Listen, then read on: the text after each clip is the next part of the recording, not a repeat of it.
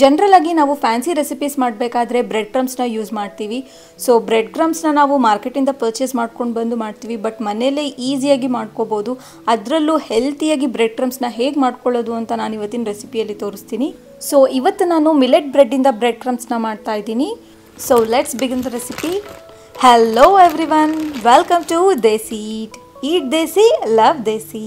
ಹೇಗಿದ್ದೀರಾ ಎಲ್ಲರೂ? ಫಸ್ಟ್ಗೆ ಇಲ್ಲಿ ನಾನು 4 ಸ್ಲೈಸಸ್ ಆಫ್ ಮಿಲೆಟ್ ಬ್ರೆಡ್ನ ತೊಗೊಂಡಿದ್ದೀನಿ. ಇದ್ರದ್ದು 4 ಸೈಡ್ ಸಹ ಕಟ್ ಮಾಡ್ಕೊಳ್ಳಿ. ಜನರಲ್ ಆಗಿ ನೀವು ಮೈದಾಯಿಂದ ಮಾಡಿರೋ ವೈಟ್ ಬ್ರೆಡ್ಡಿಂದ ಬ್ರೆಡ್ ಕ್ರಮ್ಸ್ನ ಮಾಡ್ಕೊಂಡಿರ್ತೀರಿ, ಇಲ್ಲಾಂದರೆ ಗೋಧಿ ಬ್ರೆಡ್ಡಿಂದ ಬ್ರೆಡ್ ಕ್ರಮ್ಸ್ನ ಮಾಡ್ಕೊಂಡಿರ್ತೀರಿ. ಬಟ್ ಮಿಲೆಟ್ ಬ್ರೆಡ್ಡಿಂದ ಮಾಡ್ಕೊಂಡಿರಲಿಲ್ಲ ಅಂದರೆ ಒಂದ್ಸಲ ಇದನ್ನು ಟ್ರೈ ಮಾಡಿ. ಎಕ್ಸಾಕ್ಟ್ಲಿ ಹಾಗೆ ಇರುತ್ತೆ, ಹಾಗೆ ಹೆಲ್ತಿ ಸಹ. ಕೆಲವೊಂದು ಸಲ ನಾವು ರೆಸಿಪೀಸ್ಗೆ ಬ್ರೆಡ್ ಕ್ರಮ್ಸ್ನ ಕೋಟ್ ಮಾಡಿದಾಗ ಅಂದರೆ ಹಚ್ಚಿದಾಗ ಸ್ವೀಟ್ನೆಸ್ ಅನಿಸುತ್ತೆ ಲೈಟಾಗಿ, ಯಾಕಂದರೆ ಬ್ರೆಡ್ ಸ್ವಲ್ಪ ಸ್ವೀಟ್ ಇರುತ್ತಲ್ವಾ ಅದಕ್ಕೆ.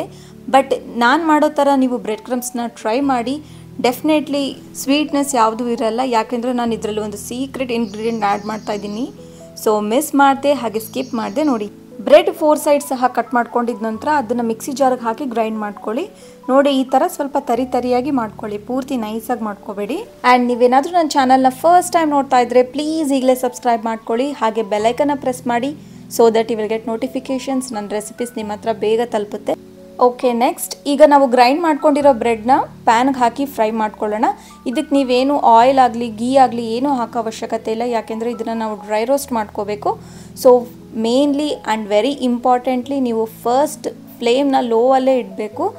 ಆ್ಯಂಡ್ ಫ್ಲೇಮ್ನ ಲೋವಲ್ಲಿಟ್ಟು ಒಂದು 4ರಿಂದ 5 ನಿಮಿಷ ಫ್ರೈ ಮಾಡ್ಕೊಳ್ಳಿ. ಆದರೆ ಬ್ರೆಡ್ ಏನಾದರೂ ಡ್ರೈ ಇದ್ದರೆ ಒಂದು 4ರಿಂದ 5 ನಿಮಿಷ ಟೈಮ್ ತೊಗೊಳುತ್ತೆ. ಇನ್ ಕೇಸ್ ಬ್ರೆಡ್ ಏನಾದರೂ ಸ್ವಲ್ಪ ವೆಟ್ ಆಗಿದ್ದರೆ ನಿಮಗೆ ಒಂದು 7 to 8 ಮಿನಿಟ್ಸ್ ಆಗುತ್ತೆ. ಸೊ ಪೇಷನ್ಸಿಂದ ಲೋ ಫ್ಲೇಮಲ್ಲಿ ಫ್ರೈ ಮಾಡ್ಕೊಳ್ಳಿ. ಆ್ಯಂಡ್ ಬ್ರೆಡ್ ಕ್ರಿಸ್ಪಿ ಆಗೋವರೆಗೂ ಫ್ರೈ ಮಾಡ್ಕೊಳ್ಳಿ. ತೋರಿಸ್ತೀನಿ ನಿಮಗೆ. ನೋಡಿ ಇವಾಗ ಇದಾಗಿದೆ, ಇಷ್ಟು ಕ್ರಿಸ್ಪಿನೆಸ್ ಇರಬೇಕು. ನೋಡಿ ಈ ಥರ ರಬ್ ಮಾಡಿದ್ರೆ ಈ ಥರ ಪೌಡರ್ ಆಗಬೇಕು. ಸೊ ಇಷ್ಟು ಕ್ರಿಸ್ಪಿನೆಸ್ ಇರಬೇಕು.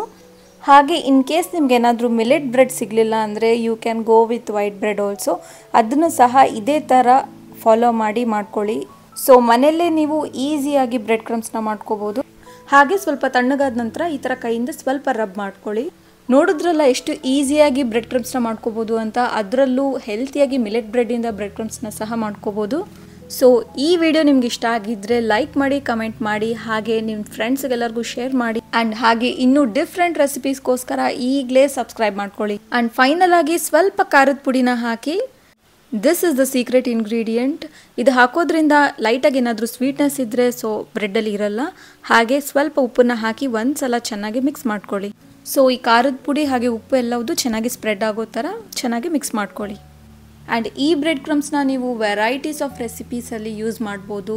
ಫಾರ್ ಎಕ್ಸಾಂಪಲ್ ಯಾವುದಾದ್ರೂ ಕಟ್ಲೆಟ್ ಮಾಡಬೇಕಾದ್ರೆ ವೆಜ್ ಆಗಿರಲಿ ನಾನ್ ವೆಜ್ ಆಗಿರಲಿ ಅದಕ್ಕೆ ನೀವು ಯೂಸ್ ಮಾಡ್ಬೋದು ಕೋಟ್ ಮಾಡೋಕ್ಕೆ. And this is the perfect bread crumbs. ನೋಡಿ ಎಷ್ಟು ಪರ್ಫೆಕ್ಟಾಗಿ ಆಗಿದೆ. ಆ್ಯಂಡ್ ಇದನ್ನು ನೀವು ಒಂದು ಏರ್ ಟೈಟ್ ಜಾರಲ್ಲಿ ಹಾಕಿ 1 2 to 3 ಮಂತ್ಸ್ ಇದನ್ನು ನೀವು ಸ್ಟೋರ್ ಮಾಡ್ಕೋಬೋದು. ಆ್ಯಂಡ್ ನಾನು ನನ್ನ ರೆಸಿಪೀಸ್ಗೆ ಮಾರ್ಕೆಟಿಂದ ಬ್ರೆಡ್ ಕ್ರಮ್ಸ್ನ ಪರ್ಚೇಸ್ ಮಾಡಲ್ಲ, ಮನೆಯಲ್ಲೇ ಮಾಡ್ಕೊತೀನಿ. ಸೊ ನೋಡಿದ್ರಲ್ಲ ಈಸಿಯಾಗಿದೆ. ನೀವು ಒಂದು ಸಲ ಟ್ರೈ ಮಾಡಿ, ಹಾಗೆ ಹೇಗಾಗಿದೆ ಅಂತ ಕಮೆಂಟ್ ಹಾಕೋದು ಮಾತ್ರ ಮರಿಬೇಡಿ. Okay then, stay tune. Let's meet in the next video.